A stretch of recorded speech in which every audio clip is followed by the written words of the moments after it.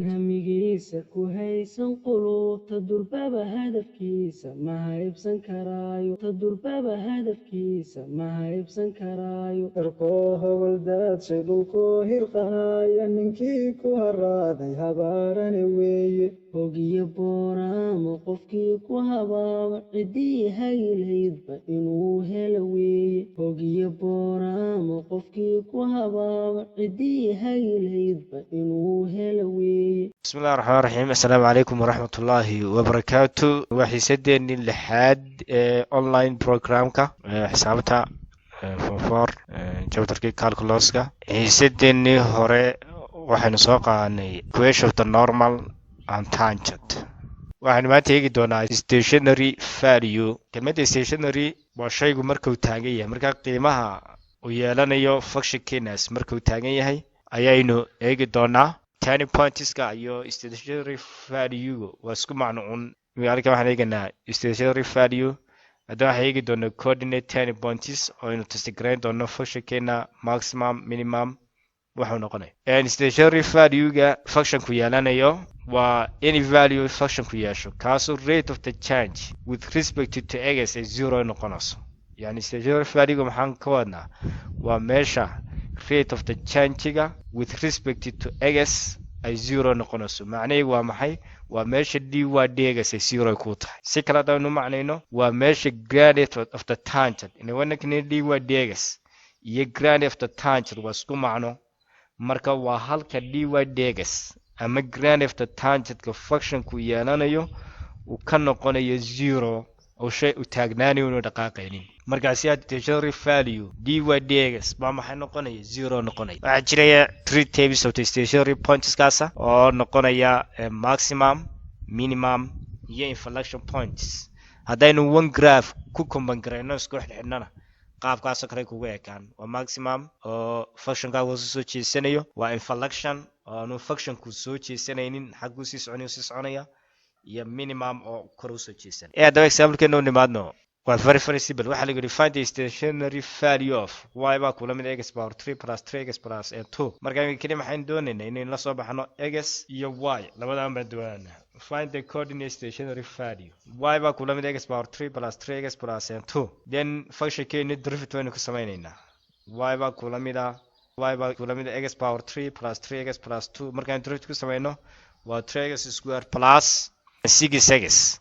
marka inta waxaan ku samaynaynaa factor waxaan la ekeysiinaynaa eeg maxaan nidhi hadda stationary points maxaa zeroya dy dx baa zeroya marka intan zero la ekeysiiso 3x square plus 6x yaynu la ekeysiinaynaa zero marka waxaan odhanaa 3x square plus 6x equal zero factor samee maxaa dibadda uga baxa 3x xagga gudaha maxaa igu soo haraya x plus 2 then 3x waa mar zero ku leeg marna x plus 2 baa maxay ku leeg zero marka mar x waxay ku soo baxaysaa zero marna x maxay ku soo baxaysaa minus 2 waadi markaan doonayno function kubaad ku bedelanta y baa kula mid x power 3 plus 3x plus 2 ku bedelo mar zero ku bedelana marna waxaan ku bedelaynaa waxaad ku bedeli marna minus 2 ku bedelo minus 2 power 3 times minus 2 square plus 2 minus 2 ga markaynu saddex jibaarno waa minus 8 2 ga laba jibaar waa 4 3 na ku dhufo waa 12 plus 2 y waxay ku soo baxaysaa 6 point a waxaan haysanaa minus 2 iyo positive 6 point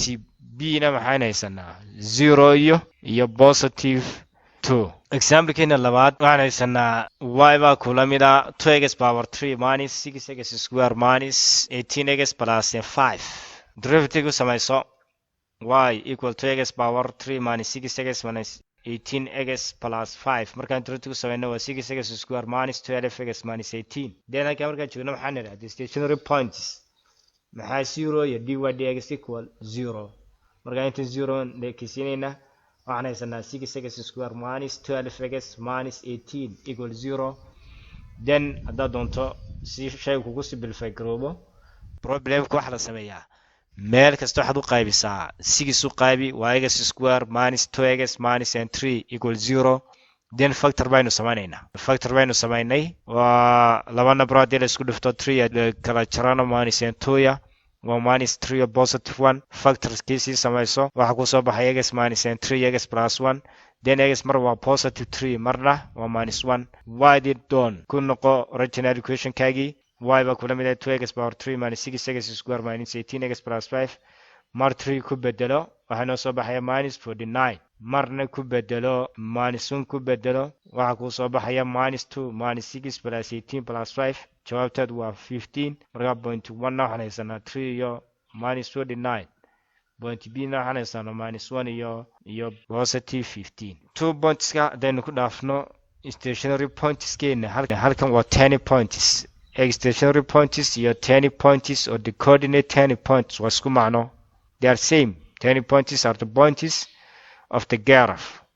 where the curve is locally maximum or the minimum meesha ka noqonaya maximum or the minimum baa la oran 10 point yani waa meesha ka soo leexanayo 10 points waa meesha graphkagaas uu ka soo qalloocanayo marka eeg imiga problemkeena hore kale waxaan soo baxnay stationary points keena ama coordinate stationary points imiga waxaynu testgreenaynaa inaynu ogaano functionku ma maximum ama minimum ka bacdina waxaynu ku samayn doonaa graph 3 steps going kala tusanayna marka hore waxaan soo sheegnay coordinate 10 points ama coordinate stationary points waa isku macno sida loola soo baxayo imika waxaan eegaynaa sida loo testgreenayo points ku soo baxay functionkaagu ma maximum ka noqonaya mise minimum sim inflection point then haddana graph aynu ku samaynaynaa marka halkan laba hab baynu ku testgreenaynaa markaan la soo baxano coordinate 10 points kaasi ma maximum mise minimum inagoo isticmaalana first derivative iyo inagoo isticmaalana second derivative marka first derivative-ka waxaan isticmaali doonaa qodobka yar imika sheegi doono imika halkaasi point a graphkagaasi at the local maximum markaan maximumka joogno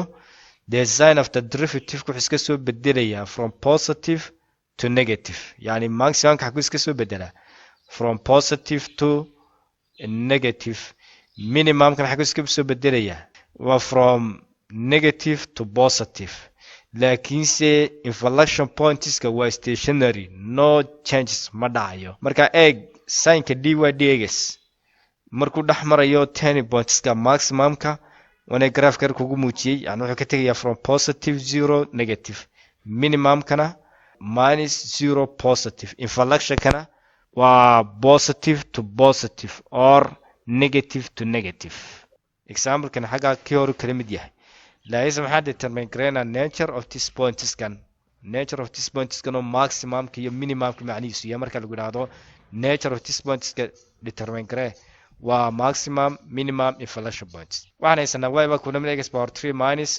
12x plus 5 drift-ga sameynay waa 3x square minus 12 at the stationary points waxaan ogeyn dy dx oo y prime 0 kula mid ahay inta processka waa kii horun 0 in lekisiana 3x square minus 12 0 kulag 12 ka wareeji 3x equal 12 dhinaca kasta tron u qaybnay x square equal waa 4 x kadiina waa plus or minus 4 marka x waxay ku soo bixi minus 2 ama positive 2 markaynu doonayno y-di 10 points marka lagu yiraahdo waa x iyo y labadiiba waxaanu ku noqonaa original equation keeni ku bedelo mar minus 2 ku bedelo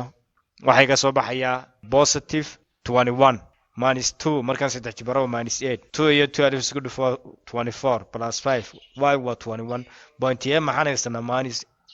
12 iyo 1 iyo 20 haddana waxay ku bedelataa 2 ku bedelo waxay nooga soo baxayaa 8 minus 24 plus 5 waa minus 1 y laadiin then 2 points ka noo soo baxay haddaba yaa waxaynu testgreenaa ma maximum ba mise waa minimum tusaalahaan point a ma maximum ba mise waa minimum laba hab baynu ku testgrain second derivative test iyo first derivative test imika example keena waxaanu ku testgreenaa first derivative test laakiinse waxa ka fudud kana gaaban second derivative testiga marka first derivative testiga waxaanu qaadanaynaa point a waxaan haysanaa minus 2 iyo 1 waxaanu wax ka testgraynaa maaha y-da waa x-ka not y waa x-ka waxaanu wax ka testgraynaa marka x maxay noo soo baxday minus and 2 then minus and 2 waxaan qaadanaa minus 2ga numbers-ka neighborhood-ka la ah yani xaggan bidixda waxa ka xiga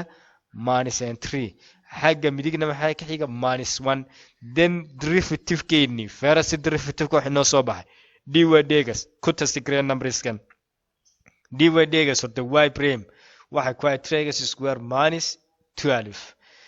then ku bedelo mar waxaan ku bedelayaa -3 laba jibaar waa 9 9 3 ku dhufo 27 12 ka jar waa positive 15 haddana waxaan ku bedelayaa -2 ku bedelo -2 markaan ku bedelno isagana waxa noo soo baxaya waa 0 haddana waxaan ku bedelaynaa -1 -1 maxaa ku soo baxaya waa 3 times -1 square -12 3 -12 waa -9 eega daba imika numberku macnay nooma samaynayo 15 9 wixii ku soo baxa laakiin sax macnay noo samaynaya calaamadda eeg markaynu numberka xagga ka xiga tooga ku bedelanay waa positive 2 -2 markaan ku bedelanay waa 0 -1 oo xagga midig ka xiga markaan ku bedelanay waa -9 marka macnaheedu waa maxay xagee laga imanaya from positive 0 negative marka haddii laga yimaado positive 0 negative muxuu noqonayaa waa maximum positive 0 negative waa maximum hay point b waxaan haysanaa positive 2 waan haysanaa iyadna waxaan haysanaa 2 iyo -12 2 gi soo qaado 2 xagga maxaa ka xiga positive 1 xagga midigna maxaa ka xiga positive 3 1 ku test grey waa -6 markaynu ku bedelno dy dx keeno 3x square -12 2 haddaan ku bedelno waa 0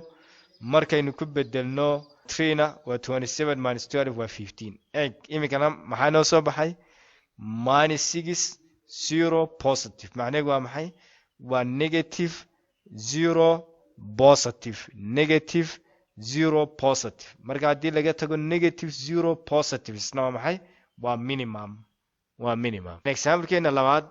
find the coordinate any points and distinguish maximum and the minimum points yani waa determine maximum minimum halkuu ka noqonayo example-keenan iyo markastoo determine garee lagu dhahdo maximum minimum ba waxaa fudud inaad iska isticmaasho secant derivative test example-keenana secant derivative testiga aynu ku test garayn doonaa ee maximum iyo minimum halkuu functionkaagaas ka noqonayo okay waxaan haysanaa y baa kuna min x power 3 minus 3x square derivative markaan ku sameyno 3x square minus 6 functionkaasi waa kiyaan marka hore qaadanayo 3x square minus 6 maxaa leekaysiyaani 0 maxaanu ku sameynaynay factor 3x mar maxay ku waa 0 marna x minus 2 waa 0 x mar waa 0 x marna waa 2 y markaan doonayno markaynu 0 ku bedelano waa 0,0 markaynu 2 ku bedelano waa -4 markaas maxaa ku soo baxay 2 points oo marna 0,0 iyo marna 2 iyo -2 hadaba kuwaas waa coordinate any pointska secant derivative test waan sameynayna yaanu ku test gareyna pointskaas ma maximum ama minimum secant derivative testiga haddii eeg y demel prime waxaan ka wadnaa waa functionka markaynu laba jeer derivative ku sameyno first derivative secant derivative haddaa dy dx isticmaalaysidna dy dx mar labaad markaad derivative ku sameyso maxay kuu noqoni waad power garaynun dy dx square divided by dy dx square bay kuu noqon